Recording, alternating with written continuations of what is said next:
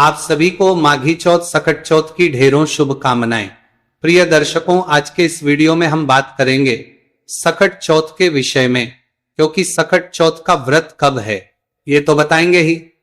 उसको लेके बहुत बड़े सारे प्रश्न हैं जिनके उत्तर आपके लिए जानना आवश्यक है।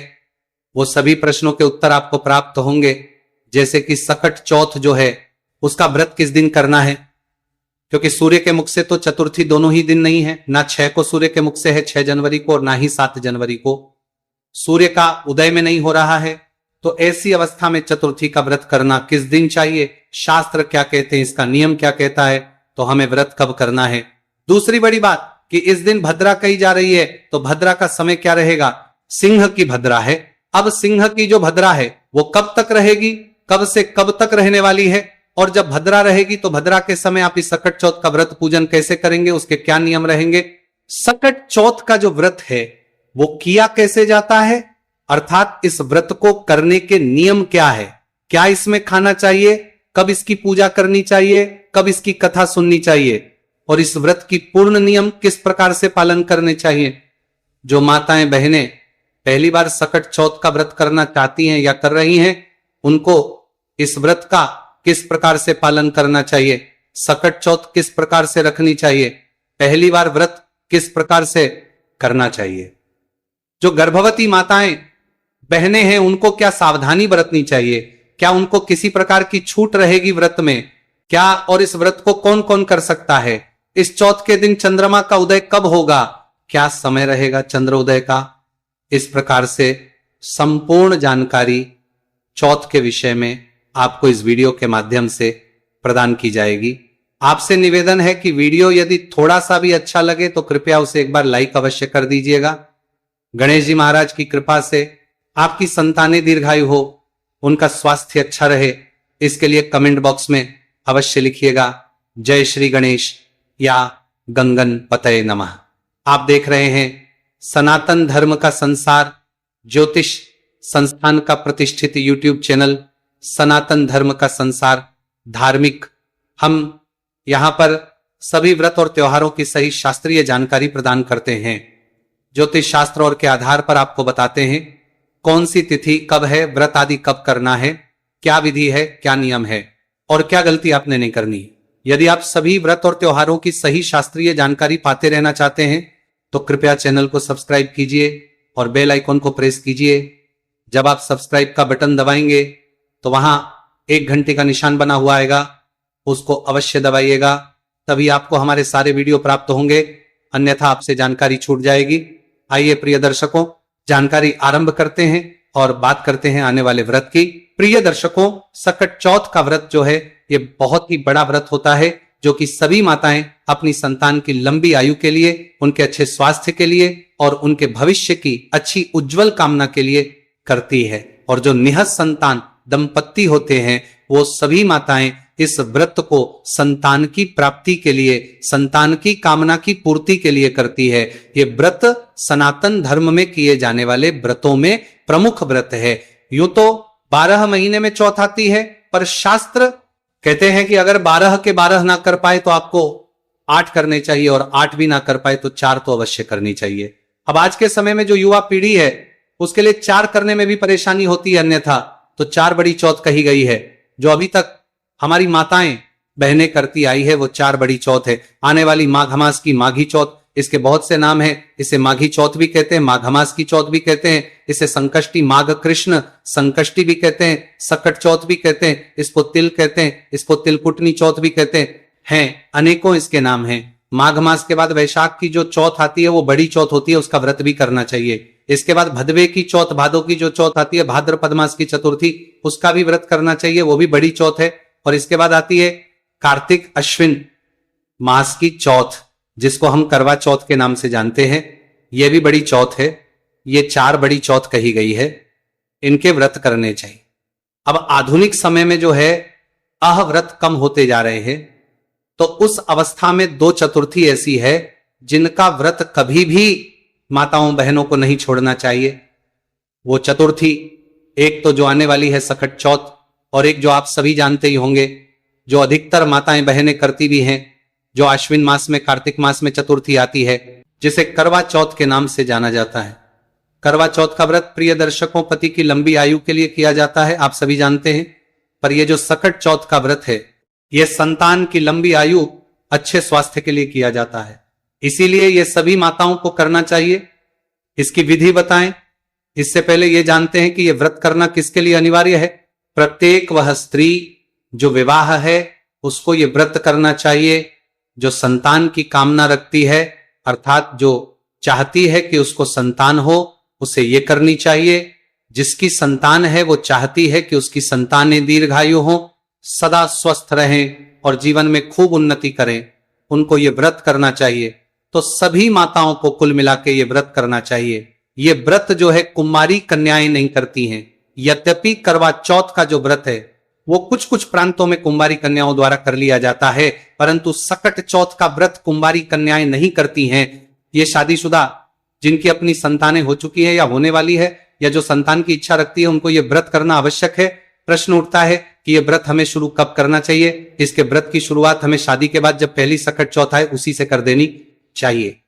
आवश्यक नहीं है कि जब आप मां बन जाएंगी तभी इसको आरंभ करें, क्योंकि आप शादी कर चुके हैं तो सभी की जो इच्छा होती है वो संतान की कामना तो होती ही है, और अच्छी संतान आपको उत्पन्न हो, स्वस्थ संतान उत्पन्न हो, इसके लिए आप सकट चौथ का जो व्रत है ये शादी के बाद आने वाली पहली चतुर्थी से कर सकती है। अन्यथा जब आप गर्भवती हो गई हैं तब से तो आपको अवश्य ही इसे शुरू कर देना चाहिए। इनको यह व्रत करना कैसे चाहिए गर्भवती को, इसके विषय में मैं जब व्रत की विधि बताऊंगा तो वहां जानकारी दूंगा वीडियो में आगे। तो इस प्रकार से व्रत को आरंभ कब से करना चाहिए ये आपने जान लिया। महत्वपूर्ण जानकारी की भद्रा कब है और किस दिन यह व्रत करना चाहिए, क्योंकि सूर्य के मुख से चतुर्थी किसी भी दिन नहीं मिल रही है। यह चतुर्थी का पूर्ण रूप से क्षय हो गया है, इस कारण से चतुर्थी दोनों ही दिन सूर्य के मुख से नहीं है। तो बारे में जानकारी हम बताएं उससे पहले अब जानते हैं इसकी विधि क्या है, पूजा विधि क्या है और यह व्रत किया कैसे जाता है। प्रिय दर्शकों, सकट चौथ का जो व्रत है उसमें व्रत के एक दिन पूर्व ही आपको ब्रह्मचर्य के नियम का पालन शुरू कर देना चाहिए। व्रत वाले दिन आपको सूर्योदय से पहले उठना चाहिए। ध्यान दीजिएगा कि ये जितने भी व्रत होते हैं सभी सूर्योदय से आरंभ होते हैं, इसीलिए आपको स्नान आदि जो है सूर्योदय से पहले ही कर लेना चाहिए। उठने के बाद स्नान आदि करके स्वच्छ वस्त्र धारण कीजिए।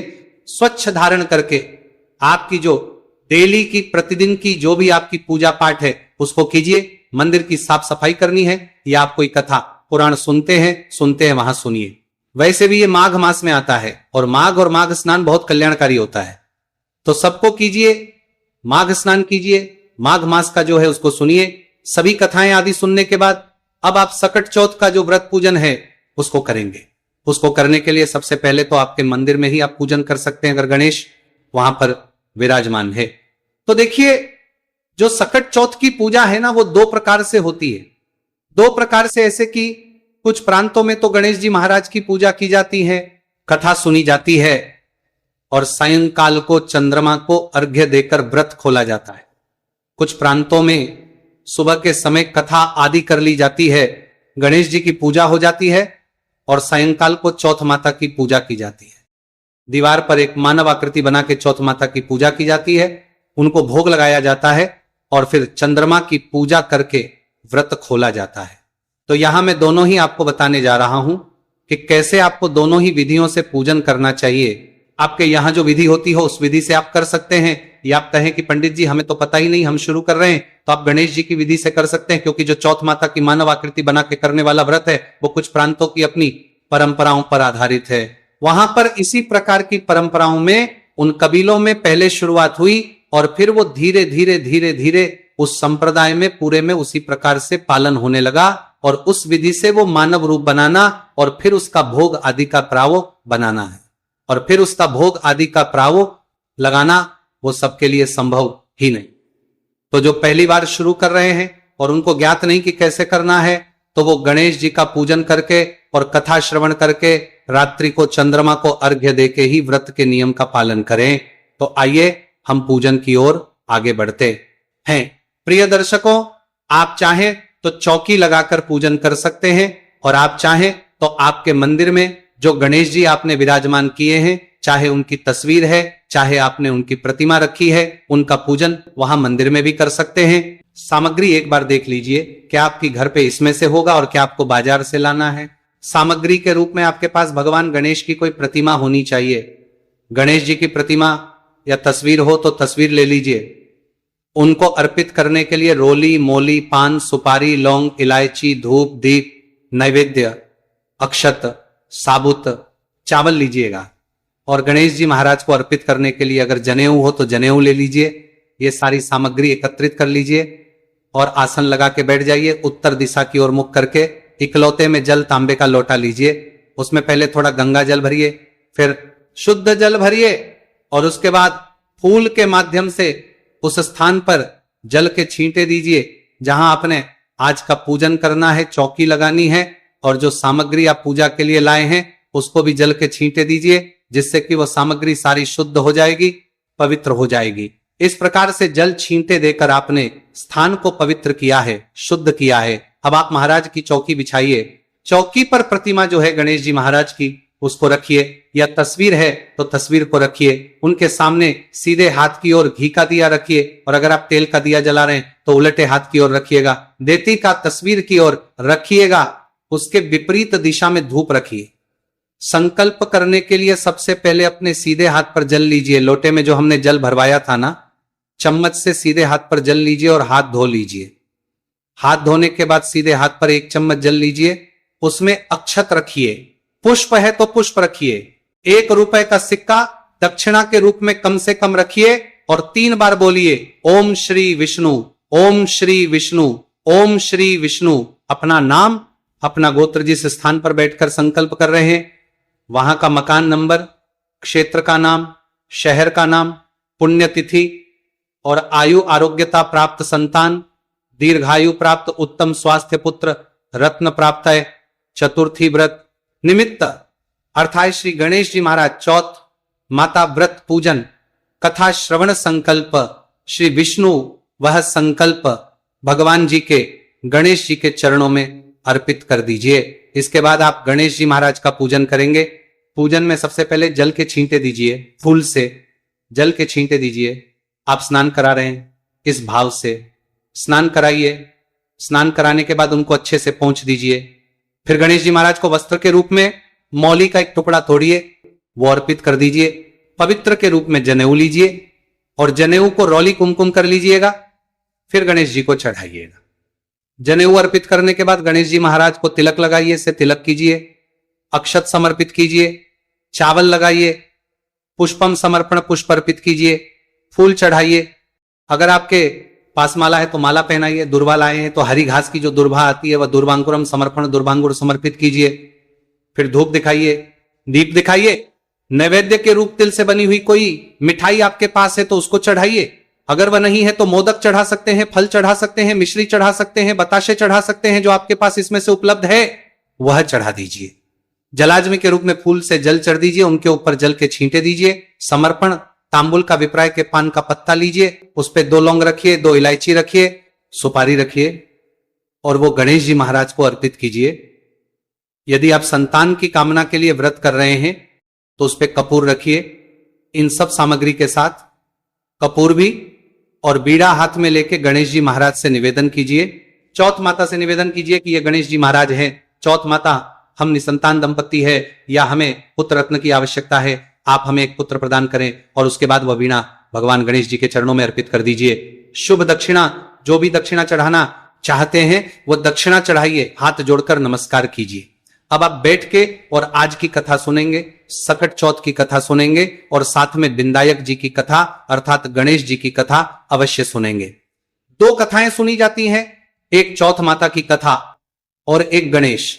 दोनों ही कथाएं आपको हमारे इस चैनल पर सुनाई जाएंगी। दोनों कथाएं सुनिएगा, आरती कीजिएगा। अगर आप चैनल पर नए हैं तो सब्सक्राइब कर लीजिए, क्योंकि कई बार आपसे वीडियो जो है छूट जाते हैं। बहुत छोटी छोटी जानकारियां हैं, आपको पता नहीं चलती हैं। इस प्रकार से कथा आदि सुनने के बाद, आरती करने के बाद फिर आपने ब्राह्मण को दान दक्षिणा देनी है और उसके बाद ब्रह्मचर्य का पालन करते हुए दिन को व्यतीत करना है। जो लोग जल पीना चाहते हैं वो इसके बाद जल पी सकते हैं। और ये व्रत यूं तो निर्जला रखा जाता है। इसमें जल ना पिया जाए, यह उत्तम होता है। परंतु यदि कोई ना कर पाए तो वो जल पी सकता है, जैसी आपकी शारीरिक अवस्था है, जैसे आपके हालात हो शरीर के, उसके अनुसार आपको निर्णय करना चाहिए। विशेष रूप से जो गर्भवती माताएं बहनें होती हैं उनको जल पीते रहना चाहिए। मैं तो कहता हूं कि उनको नारियल पानी या जो सारी भी बीच में लेते रहना चाहिए। ऐसा ना हो कि उनको किसी प्रकार की हानि हो, और फिर भी एक बार अपने गायनेक से या जो भी आपकी डॉक्टर है उससे अवश्य ही व्रत से पहले पूछ लेना चाहिए, क्योंकि सभी की जो गर्भवत अवस्था होती है वो अलग अलग होती है। उनके शरीर की जो आवश्यकताएं होती है वो अलग अलग होती, वो आपका डॉक्टर जानता होगा, वो आपको अवश्य ही इसके विषय में बता पाएगा। सायं काल को जब रात्रि को चंद्रमा उदित होगा तो आपने चंद्रमा को अर्घ्य देना है। जब सुबह आप कथा सुन रहे हैं ना, तो जल का लोटा आपके सामने रखा होगा और हाथ में आपने थोड़े से गेहूं के दाने या चावल लेने हैं, और कथा पूरी होने के बाद उसमें से चावल के दाने या गेहूं के दाने जो हैं उस लोटे में छोड़ देने हैं। जो सुबह कथा सुनने का लोटा है जल का कुछ लोगों के यहाँ पर, उसी लोटे को सूर्य को दे दिया जाता है कथा सुन के सुबह और सायंकाल। तो फिर रात्रि में जब आप चौथ माता की पूजा करते हैं तो फिर से जल का लोटा भरते हैं, उस जल से आप चंद्रमा को अर्घ्य देते हैं। जिनके यहाँ चौथ माता नहीं पूजी जाती है वो उसी लोटे को रख देते हैं भरा हुआ, और उसी लोटे से रात्रि को चंद्रमा को अर्घ्य देते हैं। अब जिनके यहाँ चौथ माता पूजी जाती है वो सुबह इस विधि से कथा कर लेंगे जैसा मैंने बताया। उसके बाद शाम को वो एक मानव आकृति बनाएंगे दीवार पर, उसके आगे उपले पर कंडा जो होता है गोबर का, उस पर आंच जलाएंगे, उसकी आंच बना के घी का दिया जलाएंगे, और उस पर जब भोग लगाएंगे उस आंच पर, तो उसमें अग्नि प्रज्वलित हो जाती है। इसको कहा जाता है कि चौथ माता आ गई है। फिर उनसे आशीर्वाद लिया जाता है, उनको भोग प्रसाद अर्पित किया जाता है। ध्यान दीजिए, इस दिन तिलकुटे का बड़ा महत्व है। तिलकुटे के बिना देवी नहीं पूजी जाती, चौथ माता नहीं पूजी जाती, इसलिए तिलकुटा आपको अवश्य बनाना चाहिए। जो ना बना पाए वो बाजार से तिल से बनी हुई कोई मिठाई ला सकते हैं, अन्यथा तिलकुटा बनाए। गुड़ और तिल से तिलकुटा बनाया जाता है। जब आप तिलकुटा बनाते हैं उसी का भोग जो है देवी को लगाया जाता है। देवी को भोग लगाएंगे, उनको पानी पिलाएंगे और उसके बाद हाथ जोड़कर नमस्कार करेंगे। ऐसे चौथ माता पूजी जाती है। तब तक फिर चंद्रमा उदित हो गए होंगे। अब आप चंद्रमा को अर्घ्य देंगे। जो लोटा है जल का उसमें अक्षत आपने डाले हुए हैं, अगर संभव है तो सफेद पुष्प डाल सकते हैं, और थोड़ी सी जो तिलकुटे की मिठाई है वो लेके जानी है। थोड़ा रोली कुमकुम लेके जाना है, अक्षत लेके जाना है, और चंद्रमा को पहले अर्घ्य दीजिए। चंदन लगाइए, रोली कुमकुम लगाइए, अक्षत अर्पित कीजिए, फिर उनको भोग मिठाई अर्पित कीजिए, नमस्कार कीजिए, उनको प्रणाम करके निवेदन कीजिए कि आपकी संतानें दीर्घायु हो, उनका स्वास्थ्य अच्छा रहे, और जो है या जो पुत्र की कामना के लिए व्रत कर रहे हैं वो भी उनसे निवेदन कीजिए। फिर नमस्कार करके परिक्रमा करके आप अपने घर में प्रवेश करें, और फिर आप बैठ के नमः 5 बार ये मंत्र जपिए, अपने व्रत को खोल सकते हैं। इसमें अन्न खा लिया जाता है, पर ध्यान दीजिएगा कि व्रत जो है वो तिलकुटे से ही खोला जाता है, तो तिलकुटा अवश्य बनाइएगा। अब बात आती है जी कि जो पहली बार कर रहे हैं वो भी शारीरिक क्षमता के अनुसार इस व्रत अगर निर्जला रख सकते हैं तो निर्जला रखिए, सजला रख सकते हैं तो सजला रखिए। और ऐसा ना माने कि जैसे पहली बार अगर लिया जी वैसे ही आगे करा जाएगा। ना, ये बिना सोच विचार के लोग ऐसा कह देते हैं कि नहीं, जैसे शुरू हो गया वैसे ही होगा। आपकी शारीरिक अवस्था जब जैसी होगी उसके अनुसार आप व्रत कीजिए। अब बात करें व्रत कब है, तो ये जो चतुर्थी तिथि है ना, ये 6 जनवरी को 8:01 पर शुरू हो रही है, और 7 जनवरी को ये सुबह 6:52 पर समाप्त हो जाएगी। तो 6 तारीख को ये चौथ आ रही है सूर्योदय हो जाने बाद, क्योंकि सूर्योदय 7:19 पे हो जाएगा, और चतुर्थी आ रही है 8:01 पर, और 7 तारीख को सूर्योदय से पहले समाप्त हो जाए करना चाहिए। जो गर्भवती माताएं बहनें हैं उनको क्या सावधानी बरतनी चाहिए, क्या उनको किसी प्रकार की छूट रहेगी व्रत में क्या, और इस व्रत को कौन कौन कर सकता है, इस चौथ के दिन चंद्रमा का उदय कब होगा, क्या समय रहेगा चंद्र उदय का, इस प्रकार से संपूर्ण जानकारी चौथ के विषय में आपको इस वीडियो के माध्यम से प्रदान की जाएगी। आपसे निवेदन है कि वीडियो यदि थोड़ा सा भी अच्छा लगे तो कृपया उसे एक बार लाइक अवश्य कर दीजिएगा। गणेश जी महाराज की कृपा से आपकी संतानें दीर्घायु हो, उनका स्वास्थ्य अच्छा रहे, इसके लिए कमेंट बॉक्स में अवश्य लिखिएगा जय श्री गणेश या गंगन पतये नमः। आप देख रहे हैं सनातन धर्म का संसार ज्योतिष संस्थान का प्रतिष्ठित यूट्यूब चैनल सनातन धर्म का संसार धार्मिक। हम यहां पर सभी व्रत और त्योहारों की सही शास्त्रीय जानकारी प्रदान करते हैं। ज्योतिष शास्त्र और के आधार पर आपको बताते हैं कौन सी तिथि कब है, व्रत आदि कब करना है, क्या विधि है, क्या नियम है और क्या गलती आपने नहीं करनी है। यदि आप सभी व्रत और त्योहारों की सही शास्त्रीय जानकारी पाते रहना चाहते हैं तो कृपया चैनल को सब्सक्राइब कीजिए और बेल आइकॉन को प्रेस कीजिए। जब आप सब्सक्राइब का बटन दबाएंगे तो वहां 1 घंटे का निशान बना हुआ आएगा, उसको अवश्य दबाइएगा, तभी आपको हमारे सारे वीडियो प्राप्त होंगे, अन्यथा आपसे जानकारी छूट जाएगी। आइए प्रिय दर्शकों, जानकारी आरंभ करते हैं और बात करते हैं आने वाले व्रत की। प्रिय दर्शकों, सकट चौथ का व्रत जो है ये बहुत ही बड़ा व्रत होता है जो कि सभी माताएं अपनी संतान की लंबी आयु के लिए, उनके अच्छे स्वास्थ्य के लिए और उनके भविष्य की अच्छी उज्जवल कामना के लिए करती है। और जो निहत संतान दंपत्ति होते हैं वो सभी माताएं इस व्रत को संतान की प्राप्ति के लिए, संतान की कामना की पूर्ति के लिए करती है। ये व्रत सनातन धर्म में किए जाने वाले व्रतों में प्रमुख व्रत है। यूं तो 12 महीने में चौथ आती है, पर शास्त्र कहते हैं कि अगर 12 के 12 ना कर पाए तो आपको 8 करने चाहिए और 8 भी ना कर पाए तो 4 तो अवश्य करनी चाहिए। अब आज के समय में जो युवा पीढ़ी है उसके लिए 4 करने में भी परेशानी होती है, अन्यथा तो 4 बड़ी चौथ कही गई है। जो अभी तक हमारी माताएं बहनें करती आई है वो 4 बड़ी चौथ है। आने वाली माघ मास की माघी चौथ, इसके बहुत से नाम हैं। इसे माघी चौथ भी कहते हैं, माघ मास की चौथ भी कहते हैं, इसे संकष्टी माघ कृष्ण संकष्टी भी कहते हैं, सकट चौथ भी कहते हैं, इसको तिल कहते हैं, इसको तिलकुटनी चौथ भी कहते हैं। अनेकों इसके नाम हैं। माघ मास के बाद वैशाख की जो चौथ आती है वो बड़ी चौथ होती है, उसका व्रत भी करना चाहिए। इसके बाद भदवे की चौथ, भादो की जो चौथ आती है, भाद्रपद मास की चतुर्थी, उसका भी व्रत करना चाहिए, वो भी बड़ी चौथ है। और इसके बाद आती है कार्तिक अश्विन मास की चौथ, जिसको हम करवा चौथ के नाम से जानते हैं, यह भी बड़ी चौथ है। ये 4 बड़ी चौथ कही गई है, इनके व्रत करने चाहिए। अब आधुनिक समय में जो है अव्रत कम होते जा रहे हैं, तो उस अवस्था में 2 चतुर्थी ऐसी है जिनका व्रत कभी भी माताओं बहनों को नहीं छोड़ना चाहिए। वो चतुर्थी एक तो जो आने वाली है सकट चौथ, और एक जो आप सभी जानते ही होंगे जो अधिकतर माताएं बहनें करती भी हैं, जो आश्विन मास में कार्तिक मास में चतुर्थी आती है, जिसे करवा चौथ के नाम से जाना जाता है। करवा चौथ का व्रत प्रिय दर्शकों पति की लंबी आयु के लिए किया जाता है, आप सभी जानते हैं। पर यह जो सकट चौथ का व्रत है यह संतान की लंबी आयु, अच्छे स्वास्थ्य के लिए किया जाता है, इसीलिए यह सभी माताओं को करना चाहिए। इसकी विधि बताएं, इससे पहले यह जानते हैं कि यह व्रत करना किसके लिए अनिवार्य है।